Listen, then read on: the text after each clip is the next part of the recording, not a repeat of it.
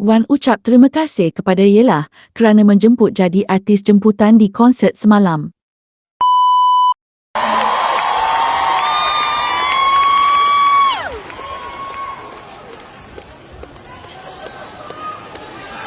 Apa khabar Wan? Baik, Alhamdulillah. Syukran. Terima kasih Kak jemput saya dengan kakak punya peminat. Saya dapat tumpang-tumpang sikit. Saya tumpang. Semua sayang nak Wan kan? Ya, saya. Okey, sekarang best. Terima kasih Kak. Best tak dia kenapa? Best lah, aku tidak sampai. Takkan sampai 30 tahun lebih duduk sini. Betul? Tanya. Terima kasih Kak. Jom Wan, kita Ya. kita sedia kan? InsyaAllah, insyaAllah. Kita bersedia untuk menghiburkan diorang semua. Ya. Ya, semua pakai dia. Tak lupa macam Kayla tapi saya berat sikit lah. Tak apa. Tak kisah pasal berat tu.